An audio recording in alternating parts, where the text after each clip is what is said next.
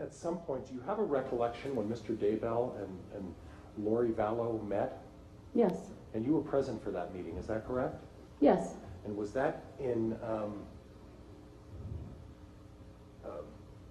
Arizona? No. As you recall, I said St. George, Utah. That was on the 26th of 2018 in St. George. That's correct. Okay. So you had known Miss Vallow at that point for how long? A few weeks. Okay. Did you form a friendship? Yes. Was it an immediate friendship? Yes.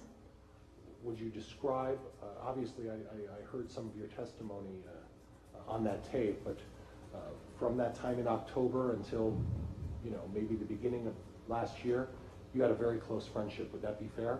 Yes. Sisters? Possibly. Well, possibly, or were you that close? We were close. Okay. You shared a number of things. Yes. You shared your belief about having visions about things that may happen in the future, correct? Not my visions, not her visions. Okay. Okay. But you're not in disbelief about having visions about things, are you? I'm not in disbelief. Right. Okay. Can you tell me how many times you spoke with the Gilbert Police Department? Oh, multiple times, maybe 5 or 6. Okay. Do you have a recollection of the first time you spoke with the Gilbert Police Department? I believe it was December, I'm sorry, in person or on phone? On the phone? On phone. I believe it was December 7th or 8th. Is it possible that in November, Officer Pillar left you a phone message to get back to him and call him? In November. Yes. Okay. And then in November, you didn't call him back right away, is that correct? Correct. And then at some point, you did have contact with him. Did you initiate the contact, or did Officer Gilbert initiate the contact? Well, he first initiated it, and then I secondly initiated it. So you called him back Correct. sometime after he had called you, correct? That's correct. How much time passed between when he left the message and when you got back to him? I would say within an hour, possibly. Okay. And then at some point, there was a question regarding the whereabouts of JJ, is that right? Correct. And at that point, you had advised him that you had JJ in your care, correct? I told him that I had him, and then I didn't have him. Okay. So the initial time that you told him that you had JJ, that was not a truthful statement to Officer Pillar, was it? Correct. And when you tell a statement that's not accurate to a police officer, that's a lie, is it not? Correct. So you lied to a police officer, is that correct? Correct. And then at some point, how long between the time when you told that lie to the police officer regarding the whereabouts of JJ Vallow did you correct your lie? How much time passed? Till I spoke to him on December 6th, I believe. I could be off a day or two. So, and I don't want to put words in your mouth, but I want an accurate reflection of the amount of time that we're talking about. The initial call from Officer Gilbert occurred sometime in late November. Would you have any reason to disagree with that, ma'am? No. And then the time when you decided to tell Officer Gilbert the truth, at least what you think the truth is, was sometime in December, the 6th of December. Correct. So approximately 10 to 12 days passed from the time you told your first lie to when you decided to come up with a different story for Officer Gilbert later on, correct? Correct. Okay. So at least at that point, we have 2 phone calls with Officer Gilbert, correct? Correct. Officer Gilbert, Officer Pillar, I'm sorry, I apologize. Officer Pillar, I can't get Gilbert, Arizona out of my mind. Mm-hmm. Officer Pillar. Mm-hmm. When was the next time you spoke with Officer Pillar? Maybe the next day. And What was the purpose of that phone call? we were just trying to make arrangements to get together. To discuss the case? Correct. And where did you make arrangements to discuss the case? In his office in Gilbert, Arizona. Okay, and when did you have that office visit with him? Do you recall? I know I have it written down. I cannot recall right now. It's on my phone though. Was it a significant amount of time, or was it a brief amount? Well, I was in Utah at the time. Where were So you, he where was- were he- you in Utah? Oh, hold up. Mr. Pryor, you're interrupting the witness before she can answer I the question. apologize, Your Honor. We're making a record here. But at some point, you then had an face-to-face conversation with Officer Pillar of the Gilbert Police. When I arrived home from my trip to Utah, I immediately went there that day. I didn't even go home first. Okay. And how long was the conversation with Officer Pillar? I would say at least 2 hours. Okay. Did he advise you whether or not that was a recorded conversation? I believe he did. Okay. He said it was a recorded conversation? I believe so, but I can't exactly recall. Okay. And then did you have another visit with him at a later time after that? I did. Okay, when was that, ma'am? I can't recall the time, but it was probably a few weeks. A few weeks later? Okay. And again, was that a recorded conversation as an was that a recorded conversation? I don't know for sure, but it could have been. Was it an in-person discussion? Yes. Who else was present for that meeting? The second meeting, I believe it was just Officer Pryor, or Pillar, sorry. Pillar? Okay. And then at some point, were you interviewed by the Rexburg Police Department? A little bit. And when you say a little bit, can you tell me what that means? I just had a brief conversation, and then he told me to just contact Gilbert Police to tell the whole story. Okay. Did you have any other visits with the Gilbert Police Department after that, the last one you spoke of? Yes. Okay. When was the next one? Oh, could have been like a month or two later. I can't recall. Okay. And at any time, did you have a face-to-face meeting with anybody from the Rexburg Police Department?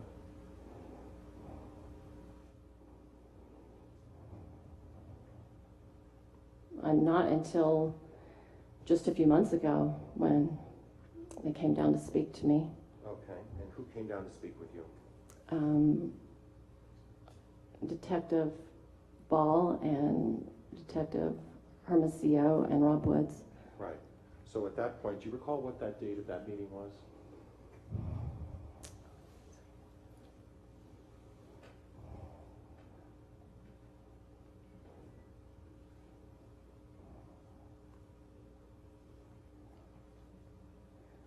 I believe it was in June, Okay. but I can't recall the date. Okay. And again, that meeting, Officer Hermosillo was present? Correct. Did Officer Hermosillo say that he was recording that conversation? I do not know. Do you recall whether he told you that? I can't recall. Did Lieutenant Ball say he was recording the conversation? I cannot recall. Okay.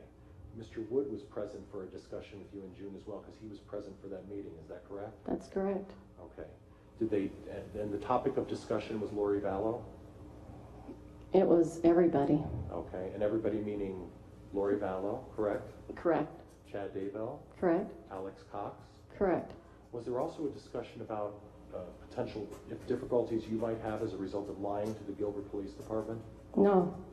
There was never any reference or any offer of any deal to testify about anything, and they would forego going after you for lying to a police officer? No. And you've never been offered anything by anyone in regards to the fact that you lied about, or at least you... Objection asked and answered.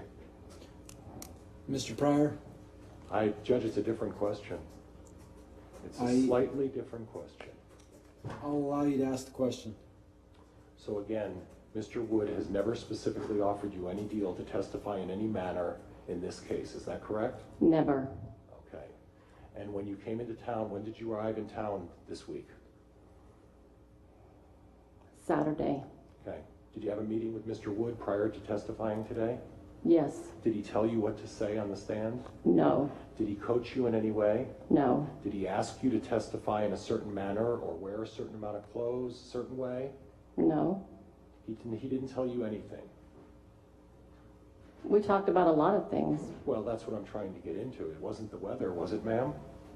No. It was about how and what you were going to say in this hearing today, correct?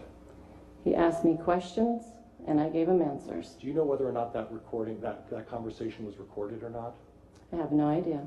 So if what you're telling me is that when you arrived here on Saturday, you had a meeting with Mr. Wood, who else was present for that meeting?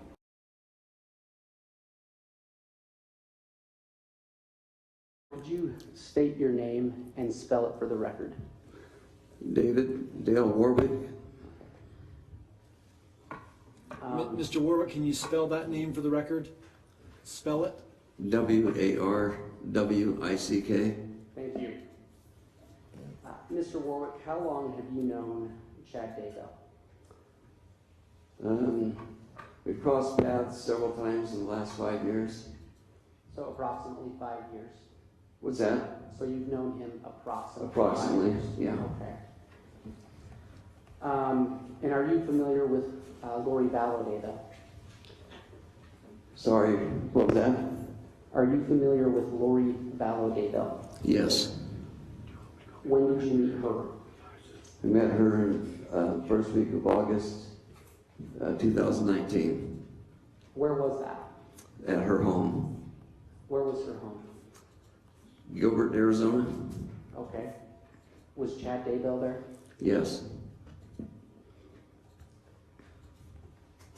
Mr. Warwick, have you ever met Tylee Ryan? No. Have you met J.J. Vallow? Yes. When did you meet J.J. Vallow? I met J.J. Vello on September 21st, 2019. Where was that?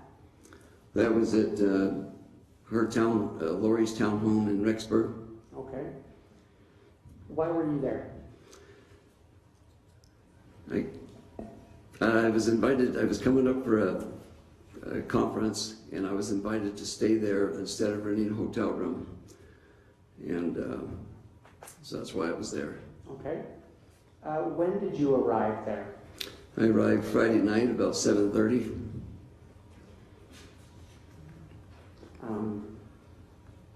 And you said you were there for a conference, correct? Say that again? You said you were there for a conference, correct? Yeah, the conference was on Saturday. Okay. And so, And you attended that conference, correct? yes. While you were there, how often did you see Chad Daybell? At the condo or over the weekend? Over the Sorry. weekend? 3 times that I can recall. Okay. How many times did you see him in Lori's home?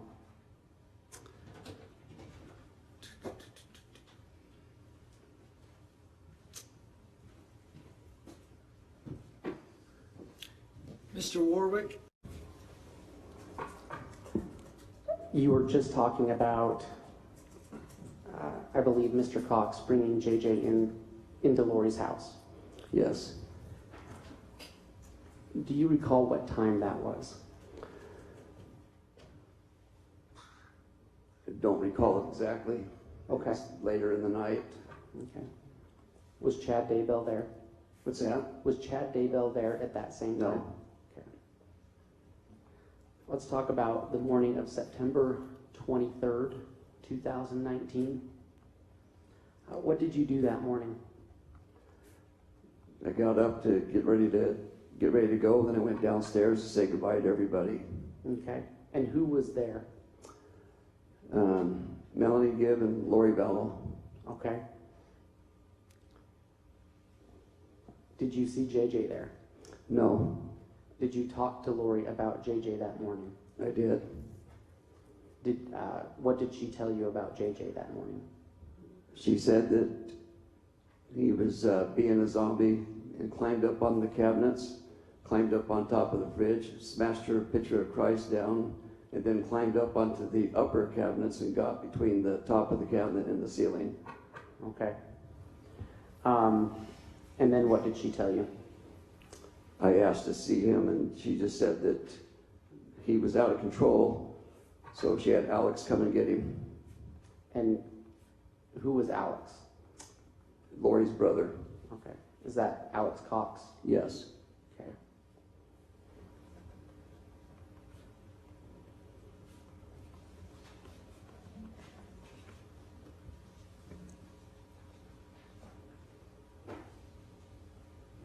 State has no further questions, Your Honor.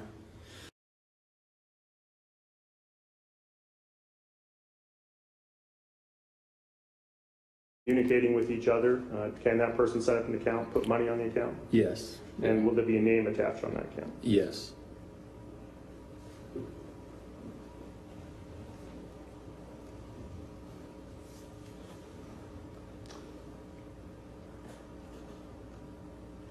Lieutenant, at the prosecutor's office request, did you access calls made by an inmate named Lori Vallow? Yes. And did you listen to those calls? Yes.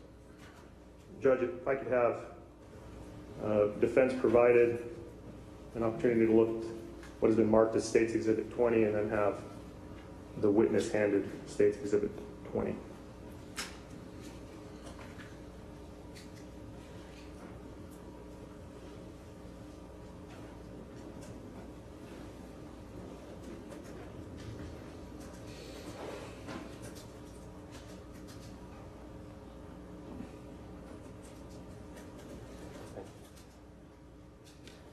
Exhibit 20 will be handed to the witness.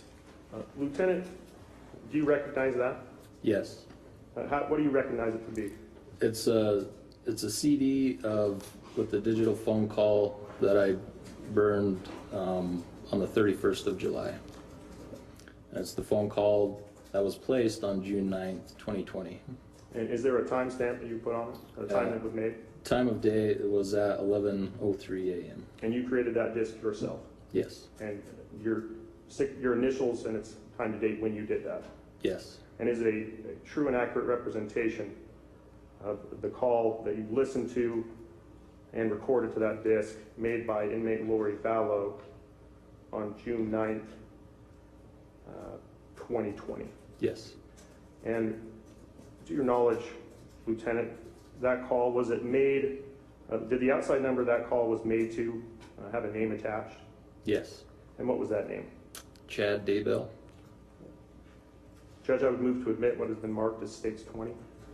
Mr. Prime, No objection, Your Honor. Thank And Judge, I would move to publish. Exhibit 20 will be admitted. We'll also have it published. Madam Bailiff, if you can please put that in the machine.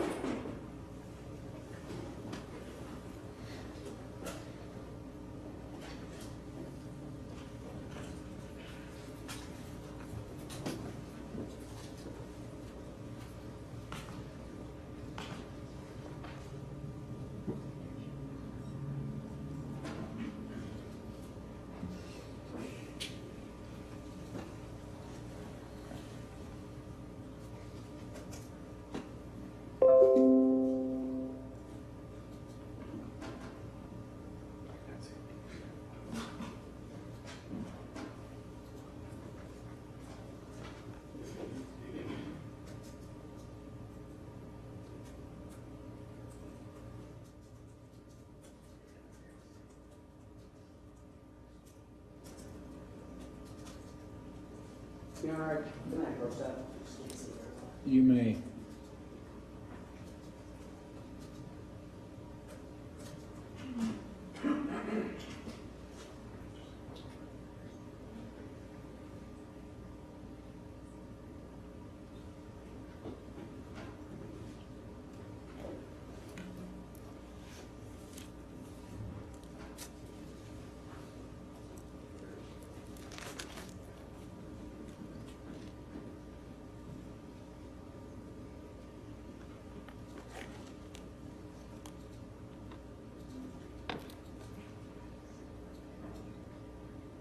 From and paid for by and daily at United County Jail. This call is subject to recording and monitoring. If you don't wish to talk, hang up now. Thank you for your good timing.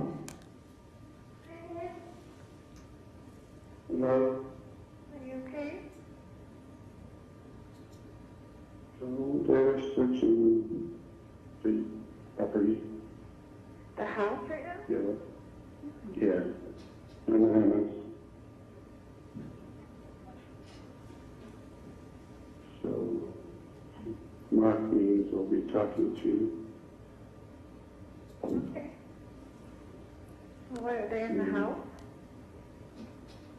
No, they're out in the property. Are they seizing stuff? Again? They're searching.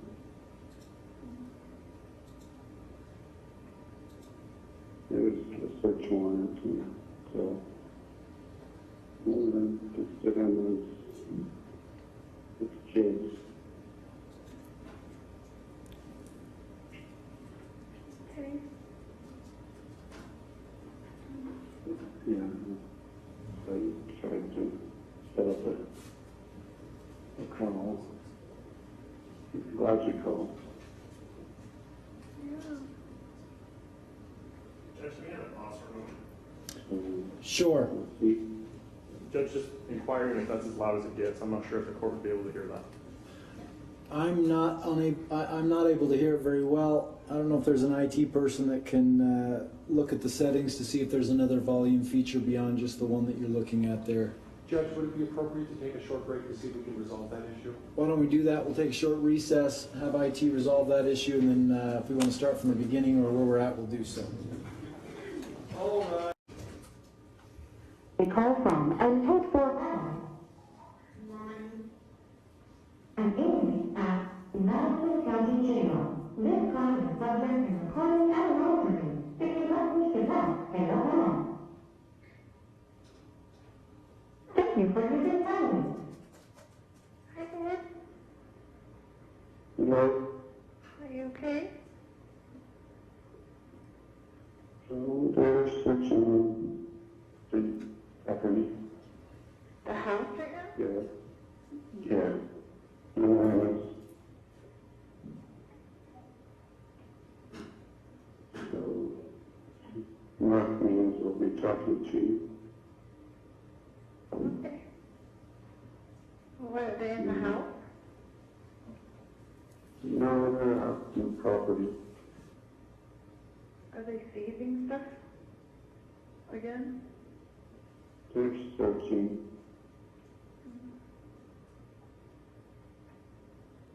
There's a search warrant, and so we're going to sit in this case. Okay. Yeah. So you tried to set up a call. Glad you called. Yeah. So you'll see what transpires. Okay.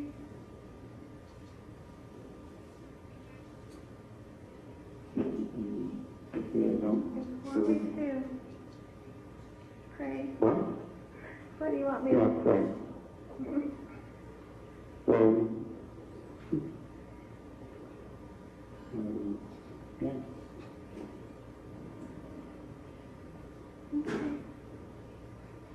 What can I do for you?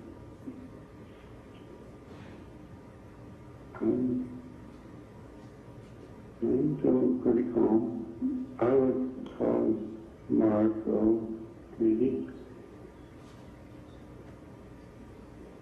Just talk with him. Have you talked to him already? I did call him, yes.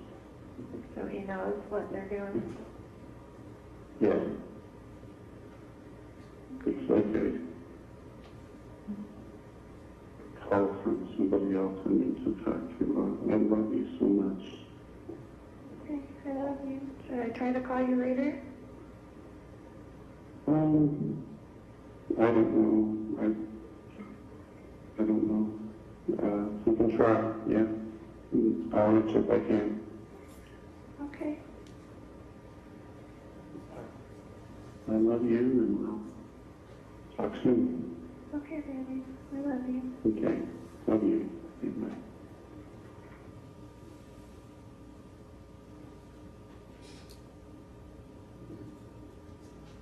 court notes that the sound quality was not great on that, but that has been admitted into evidence. The court is going to take the liberty to listen to that outside of the courtroom in preparation of making its ruling, and I may do so.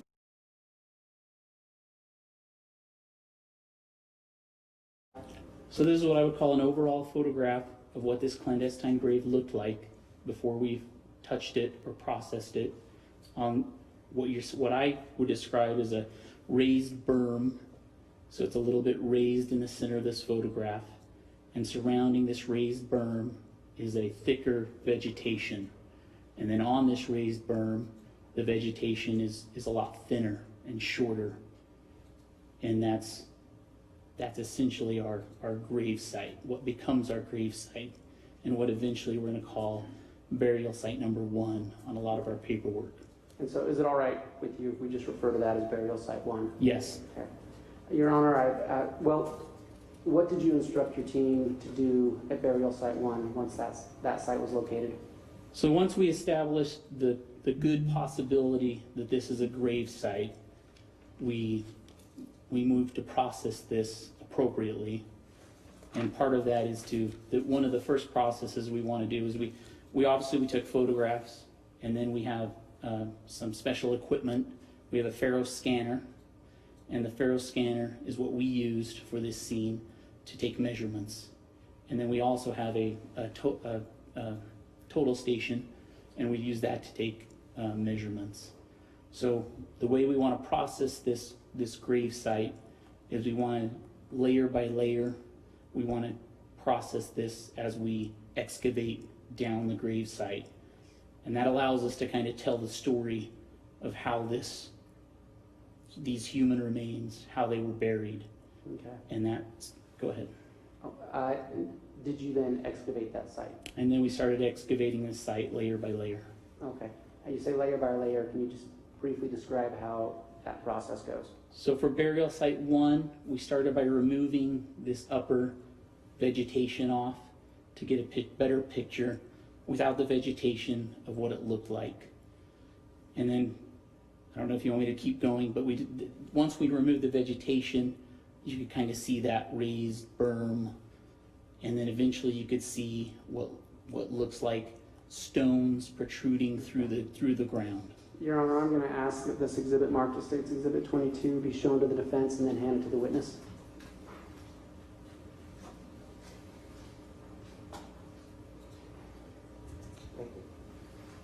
Exhibit 22 will be shown to the witness.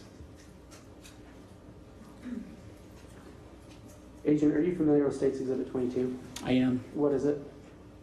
So once we've gone down, Don't describe what's in it, just tell us what it is. it's a photograph that our photographer took. Okay.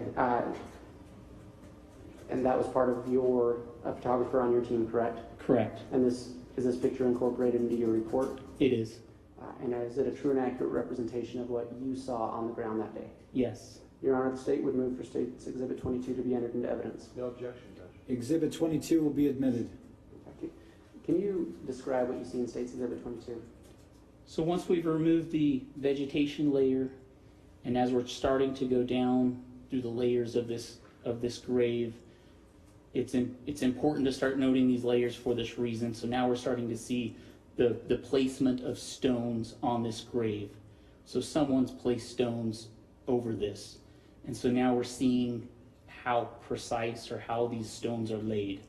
And then you're also seeing roots from the surrounding tree that are cut, showing the effort or showing how this was done. So that's what this picture is really showing. Okay.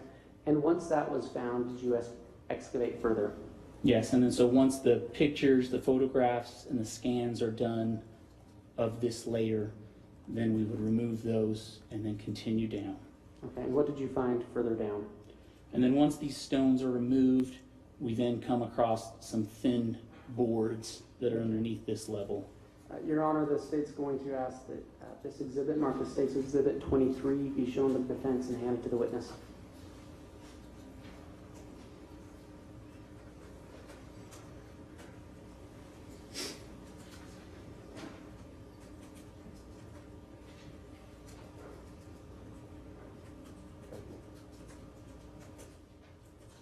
Exhibit 23 is now being shown to the witness.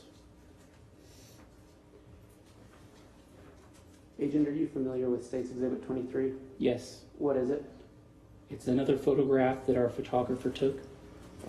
And were you, your photographer took, was this as a part of your investigation and excavation? Yes, And is it incorporated in your report? it is. And is it a true and accurate representation of what you saw that day on that site? Yes, Your Honor, the state would move for Exhibit 23 to be entered into evidence. And there would be no objection to that, Judge. Exhibit 23 will be admitted. Agent, can you describe what you see on State's Exhibit 23? yes. So again, part of that process is once we remove those stones, kind of the next significant item is the boards that were underneath the stone. So again, someone's placed these boards over this grave site, and so this is telling that story. The effort somebody went through for some reason to put these boards there. And so that's what we want to capture. So again, photographs, scans are taken, and this is what that next layer or level is. And this is part of that story. Okay. Do you see tree branches? And I can see, I'm sorry. Let me rephrase that. Do you see tree roots? yes, you can see from this photo, you can still see the surrounding area of the grave and the textures and the roots.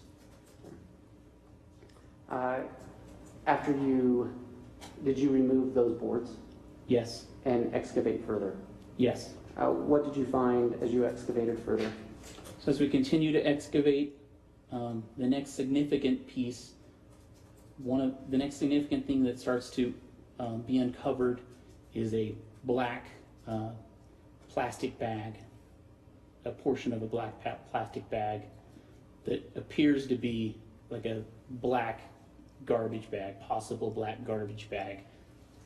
And what did you do once you found that? Once we saw what appeared to be the black garbage bag, we needed to kind of verify, do we have human remains here? And so it kind of fell upon me to get in there, and I took a razor blade and I made a cut to this garbage bag. Prior to making the cut on the garbage bag, I got in there with my hands and I just kind of removed the dirt around the object, and the object was just a, oval shaped object, and the plastic bag was just tightly wrapped, tightly against this oval shape, and to me it just felt like the shape of a skull.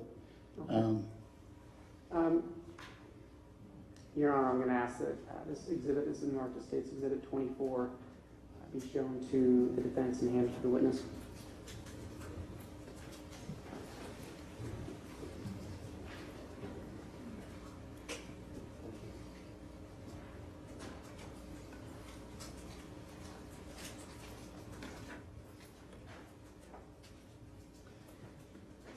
Agent, do you recognize States Exhibit 24? Yes. What is it? So that was the black. Well, Oh, please yes, don't describe it's what's in it. Can you just tell us what? It was the photo. Okay. And is that a photograph a part of your excavation Yes, with your team? And is that incorporated into your report? it is. And is it a true and accurate representation of what you saw at burial site 1? It is. Your Honor, the state would move for Exhibit 24 to be entered into evidence. And there's no objection, Judge. Exhibit 24 will be admitted. Can you describe what you see on State's Exhibit 24? That was the part of that black plastic that we initially saw. That was what I got, as close as I could inside this burial. And with my hands, I uncovered that dirt that you can see in this photo. And that was what I was scraping off around that oval shape that just felt like a skull. And that was the plastic black bag that was tightly, up against whatever object was inside. Okay. And then I took that razor blade, and in order to even cut through it, I had to pull that plastic bag off of whatever was inside to make a cut. And then obviously I tried to make my cut as gentle as I could, not to disturb any forensic evidence. And then once I made the cut through the black plastic bag, a white plastic bag was underneath. And the white plastic bag, appeared to me to be a possible white garbage bag with diamond-shaped texture to it. Okay. And what did you do once you found that? So then on the diamond, or on the white plastic bag underneath, I pulled that one up and I made a similar cut with the razor blade. And then as I cut through the white plastic, that's when the, possible human hair started coming out onto my hands, and that was the point where we determined this is human remains. Okay. And what did you do after that? And then after that, the rest of the team continued the excavation of the grave. And then eventually we uncovered the entire body that was wrapped in this black plastic bag with a lot of duct tape, intermingled. Okay. Once that was, did you remove that black plastic bag and its contents from the ground? Yeah, once the complete excavation was done, where you could see the human remains wrapped in the black plastic, and we can take photographs and scans, the coroner was called in, and a body bag was placed, and then the team removed the body, which was given to the coroner. Okay. All right. I'd like to call your attention to the area that you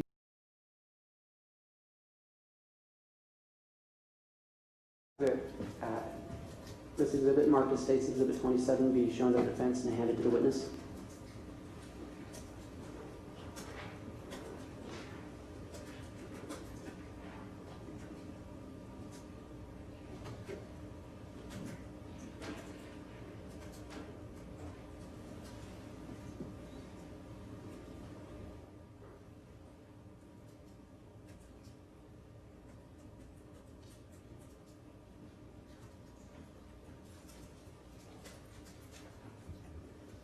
Exhibit 27 is being shown to the witness. Agent, do you recognize Exhibit 27? I do. What is it? That shows burial site number 2, and those are the stakes that I put up to mark the perimeter of burial site number 2, once we had identified the human remains. Okay. And is that a true and accurate representation of what you observed at burial site number 2? Yes. Your Honor, I'd move for State's Exhibit 27 to be entered into evidence. No objection, Judge. Exhibit 27 will be admitted. Agent, you talked about, and correct me if I'm wrong, please, how you started excavating, or at some point you were excavating burial site number 2 with the backhoe, correct? Correct. And then you expanded your search northward. Correct. Is State's Exhibit 27, did you compare that with State's Exhibit 26?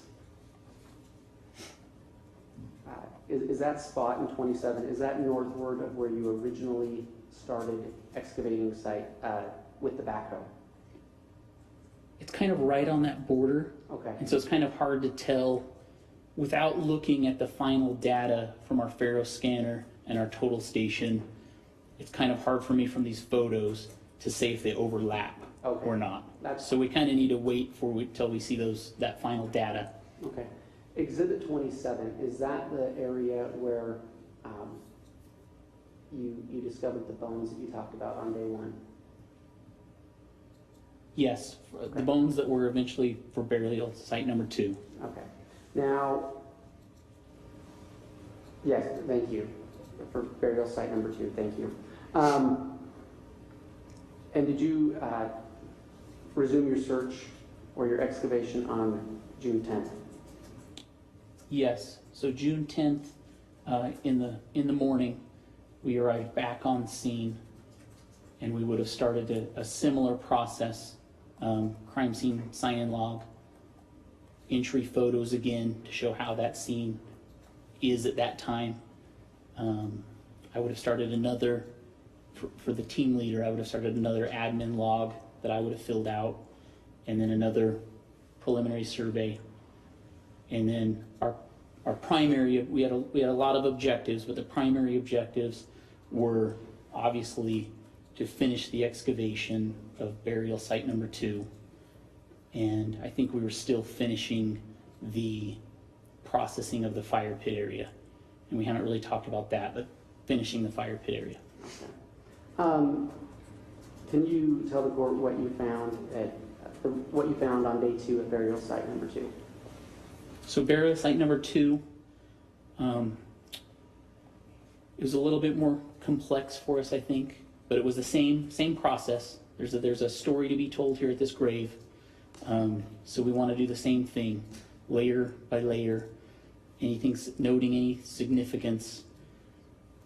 The difficulty, I think, for us, for this one, was the way these human remains were found.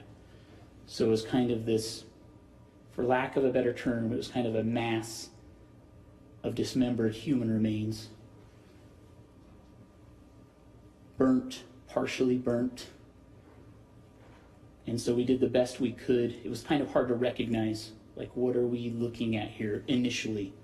You know, what is this? Mm-hmm. We know there's tissue here, there's organic matter here, and we just couldn't recognize what we were dealing with. But layer by layer, we ended up just excavating all around this mass of human remains. And we ended up excavating all the way around it. And at the very bottom of this mass, we find, this melted green bucket. And then to the bottom, the side of that green bucket, we eventually find a skull. And then to the side of that skull, we find a mandible with some teeth. Those are the significant things that you could finally see and recognize out of this mass. Okay. And so we did the team did the best.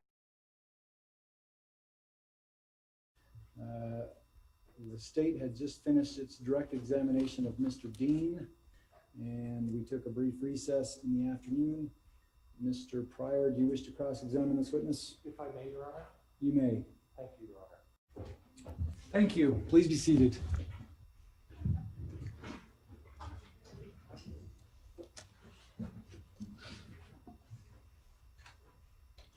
We're back on the record in CR 2220-755, State of Idaho versus Chad Guy Daybell. Court took a brief recess after all the evidence and closing arguments had been presented to it. The court notes that the reason we hold a preliminary hearing is to establish probable cause. The obligation of the magistrate is to determine whether or not probable cause has been shown pursuant to Rule 5.1 of the Idaho Criminal Rules. It designates that if a magistrate finds that a public offense has been committed and that there is probable or sufficient cause to believe that the defendant committed the offense, the magistrate must immediately require the defendant to answer in district court. The court finds, after reviewing all of the testimony that has been presented here, as well as exhibits 1 through 31, as well as the argument that has been made by both the state's defense and the state's attorney and the defense attorney, the court finds that the state has met its burden of probable cause, and I find that there is probable or sufficient cause to believe that the defendant, Chad Daybell, committed the offenses counts 1 through 4 as designated in the amended criminal complaint. I will bind the defendant over to the district court, and there will be an arraignment set on August 21st at 9 a.m. That will be in front of Judge Boyce. It's my understanding that will be held remotely via Zoom, but I will leave that up to Judge Boyce to decide that. So that will take care of the findings here today.